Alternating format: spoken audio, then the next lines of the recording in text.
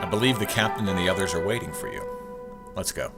Why don't you just zap me with your ray gun and transport me back to the bubble? That'll show everyone how brave you are. I recall Lieutenant Commander Smithfield saying you've been a hero to her. Maybe the time has come to show her she wasn't wrong. Do you have a wife and kids, Prescott? That's Commander Prescott. Answer the question, Prescott. No, I don't. Sometimes we have to live for others. Yes, and sometimes we have to die for them. My husband died 7 years ago saving others in one of New York City's most horrific tragedies.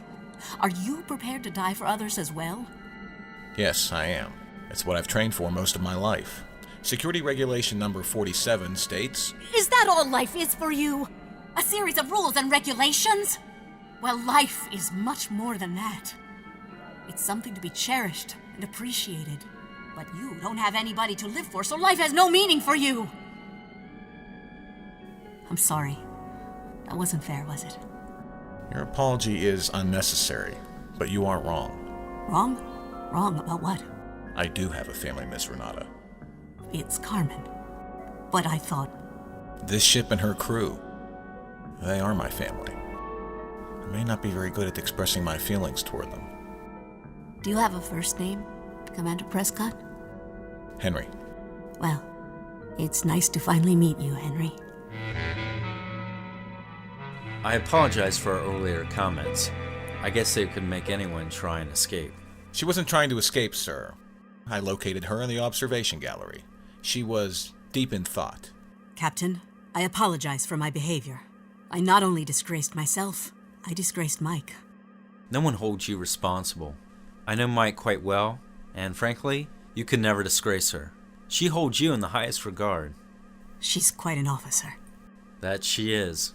I can't tell you the number of times she saved our hides. I suppose you're about to explain what Prescott said about the needs of the many outweighing the needs of the one. Captain, I know what's at stake, and I know what needs to be done, but I can't seem to find the courage to do it. I've never thought of myself as a coward. You're no coward. I envy you brave heroes in space, going out on missions knowing that you could conceivably die, unafraid to meet death. I'm gonna tell you a little secret. I'm just like you. Each time I go out, I'm afraid. But I've trained myself to respond in the situation, knowing it must be done. Can we count on you? Captain, you'll have my answer. But first I need to talk to Mike. I understand. She's in engineering.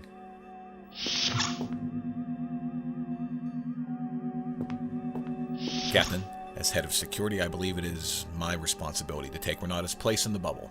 Respectfully request permission to prepare to transport. That's admirable, Mr. Prescott. But she hasn't refused going back just yet. Sir, she's a scientist. She hasn't been trained like we have. She shouldn't have to give up her life for us. If I didn't know better, I'd say you cared about her. I care about doing what is necessary. Very well. I'll give your request serious consideration, if the circumstances dictate it. Carter here. Captain, the Gorn ship is now within sensor range. It'll be at our position within minutes. On my way.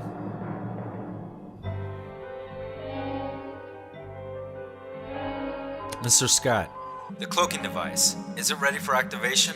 Aye, she's ready, but she was severely damaged. There's no way of knowing if she'll function properly. Captain, we have another problem. Romulan bird of prey decloaking off the port side. Mr. Scott, activate the cloaking device now.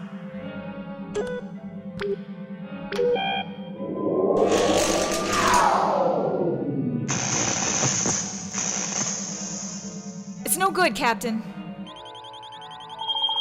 Prepare to be destroyed. Silence! The Gorn have no right to this space. If anyone destroys these invaders, it will be the Romulans. We do not fear Romulans. Leave or suffer the fate of these Girthlings. Mr. Taylor, back us out of here. Maybe their fighting can buy us some time. What about it, RT? Can we get these time bubbles back into the wormhole? I've modified a photon torpedo to initiate a reverse cascade effect on the bubbles. Its energy signal should attract them, driving them back into the wormhole and closing it once and for all. I call it my Pied Piper Pacer. I don't care what you call it, as long as it works. Be ready to fire it on my command. Sir, the Gorn ship, it's broken away. He's firing at us.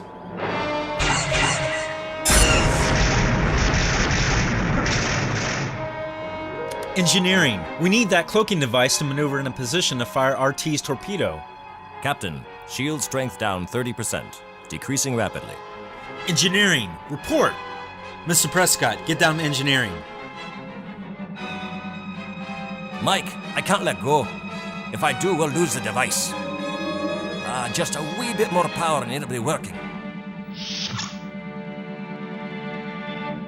I can't route power through these damaged circuits.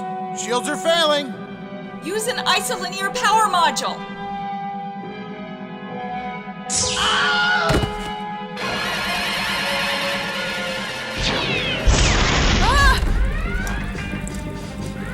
Mike! I'm trapped. I can't get it.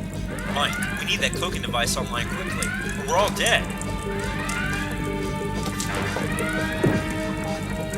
The top slot. Push it in and activate the button. It won't stay in! Then you'll have to hold it in manually. My amulet!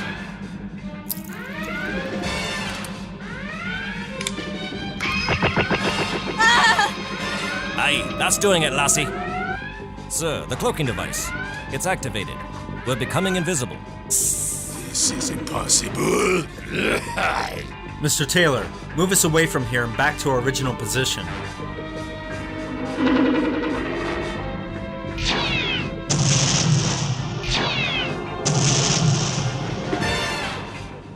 The combined Romulan weapons fire has taken out the Gorn permanently. Nice job, Mike. Mike? Captain, the fire in engineering has been extinguished. But you need to get down here as fast as you can.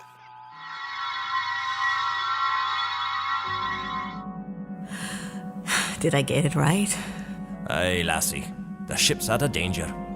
Gentlemen, it's time. Mr. Prescott? No. Captain, I can't allow someone else to sacrifice their life to carry out what I was destined to do. Henry, I won't let you do this. Carmen, I can't let you go like this. You're in pretty bad shape. You may not have the strength to go back. Captain, I responded here. I'll respond there. Believe me, Captain, nothing will stop me. Very well, Miss Renata. Please, I have to take it with me. But it's damaged. Merged together with 23rd century metal. As am I.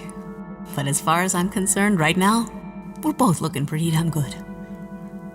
Let's get her to the transporter room. Mike, I'd be honored if you'd let me operate the transporter. Thanks, Scotty. But this is something I have to do. Aye, I should have known better. After all, you are an engineer. Goodbye, Henry. Thank you.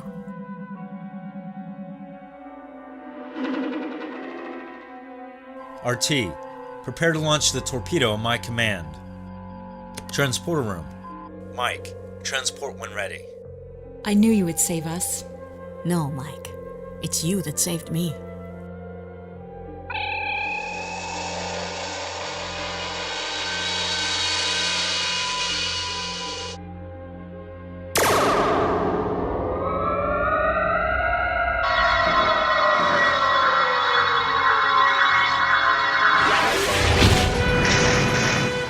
Do you think she made it? It does appear the wormhole is closed. Captain, the Romulan ships, they've disappeared.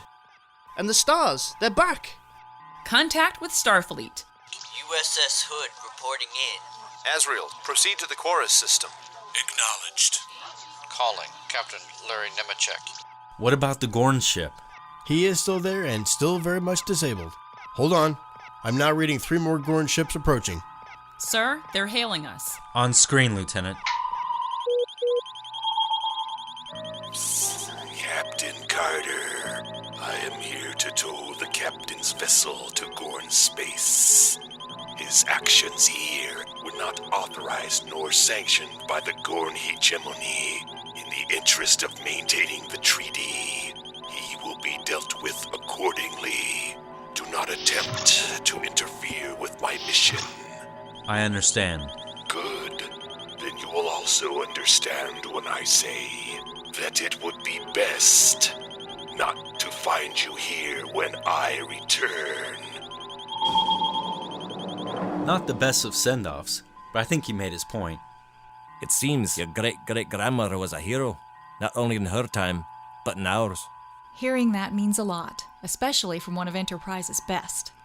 I suppose you're a wee bit homesick for the old gal. Raring to get back to her? Aye, indeed I am. But before I go... What's this, Scotty?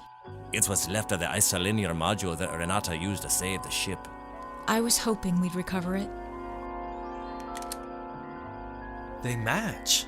But Carmen took it with her. How did you come by it? It was discovered in her hand the day she died.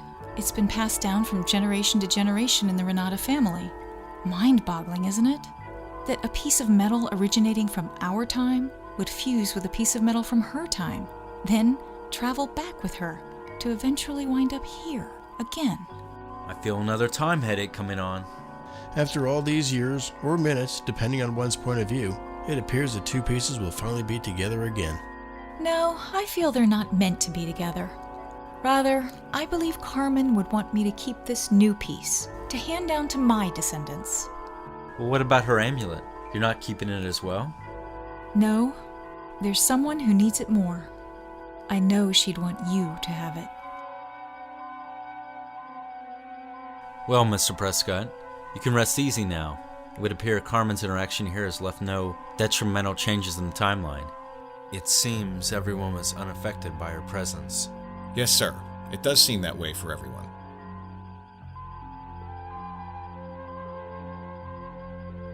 Almost everyone.